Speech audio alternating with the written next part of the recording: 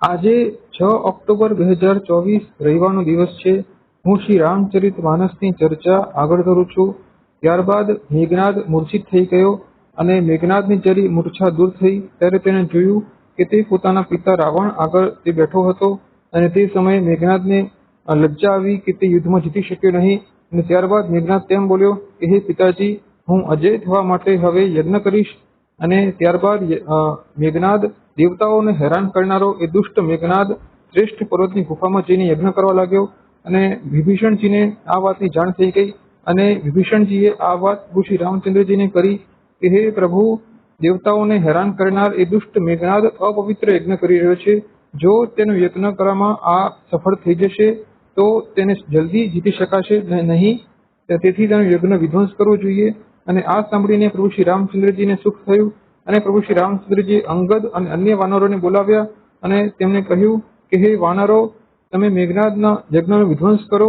અને ત્યારબાદ પ્રભુ શ્રી રામચંદ્રજીએ શ્રી લક્ષ્મણજીને કહ્યું કે હે લક્ષ્મણ, તું મેઘનાદનો સંહાર કર અને બળ અને બુદ્ધિના ઉપાય વડે તે નિશાચરનો સંહાર કર. અને દેવતાઓ ભયભીત છે તે જોઈને મને ઘણું દુઃખ છે, તેથી દેવતાઓનો ભય દૂર કર. અને ત્યારબાદ શ્રી લક્ષ્મણજીએ પ્રભુ શ્રી રામચંદ્રજીની આજ્ઞાને હૃદયમાં ધારણ કરી અને પ્રભુ શ્રી રામચંદ્રજીની ચરણ વંદના કરીને શ્રી લક્ષ્મણજીએ કહ્યું કે હે પ્રભુ શ્રી રામચંદ્રજી, જો હું આજે મેઘનાદનો સંહાર કર્યા વગર પાછો આવું તો હું શ્રી રઘુનાથજીનો સેવક ના કહેલાવું. સેંકડો શંકર પણ આવીને જો મેઘનાદને બચાવશે તો પણ આજે તેને બચાવી શકશે નહીં. મને શ્રી રામચંદ્રજીની દુહાઈ છે. આમ બોલીને શ્રી લક્ષ્મણજી નીકળી ગયા. અને ત્યારબાદ વાનરો એ પર્વતની ગુફામાં ગયા. તેમણે જોયું કે મેઘનાદ એ ભેંસની આહુતિ આપી રહ્યો હતો અને વાનરોએ જઈને તે યજ્ઞનો વિધ્વંસ કરી નાખ્યો તો પણ મેઘનાદ ઉભો થયો નહીં. ત્યારબાદ વાનરો એ મેઘનાદની પ્રશંસા કરવા લાગ્યા તો પણ મેઘનાદ ઉભો થયો નહીં. ત્યારબાદ વાનરોએ મેઘનાદના વાળ પકડીને લાતો મારી ત્યારે મેઘનાદ ક્રોધિત થઈને ઉભો થઈ ગયો અને ત્રિશૂળ લઈને તે બહાર આવ્યો.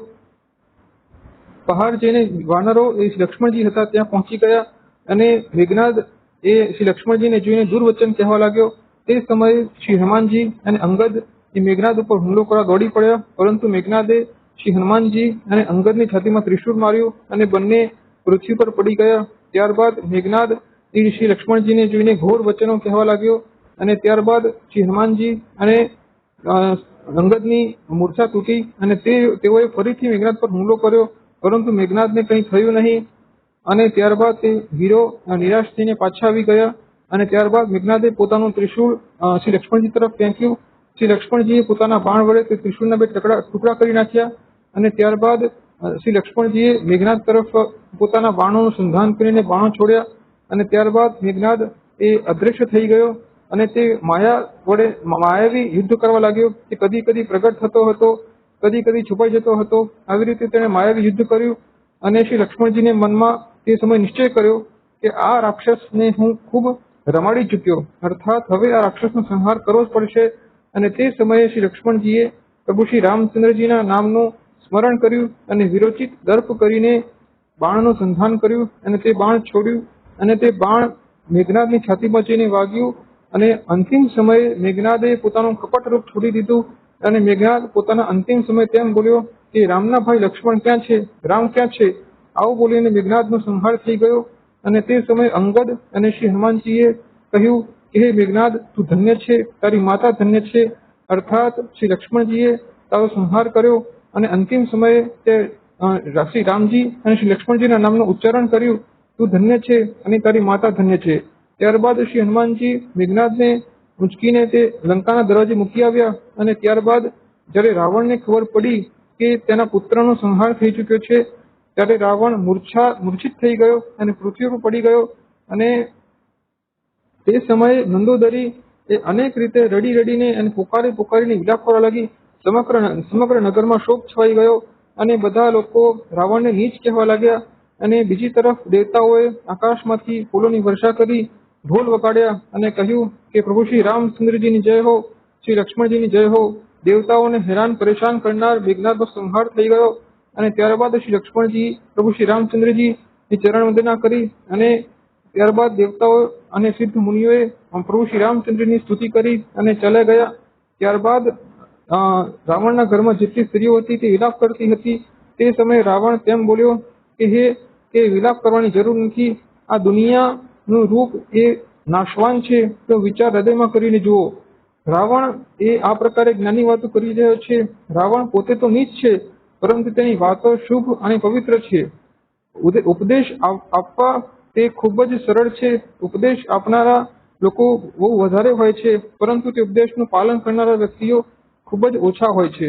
અને ત્યારબાદ સવાર પડી અને સવાર પડતાની સાથે ફરીથી વાનરો અને રીંછની સેના લંકાના દરવાજા પર આવીને ઉભી રહી.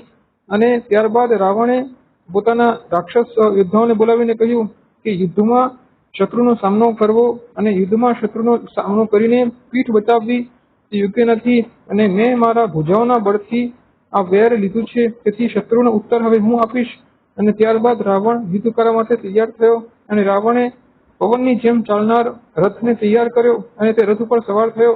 અનેક રાક્ષસ યોદ્ધાઓ પાછળ સવાર થઈને નીકળી પડ્યા, અને તે સમયે અસંખ્ય અપશકુન થઈ રહ્યા છે. પરંતુ રાવણ એ અભિમાની છે, તેને પોતાના ભુજાઓનું ખૂબ જ અભિમાન છે, તે એક પણ અપશકુનને ગણતો નથી. હાથમાંથી હથિયારો પડી જાય છે, હાથી અને ઘોડાઓ તે પાછા જતા રહે છે, જે યોદ્ધાઓ છે તે ઘોડા ઉપરથી પડી જાય છે.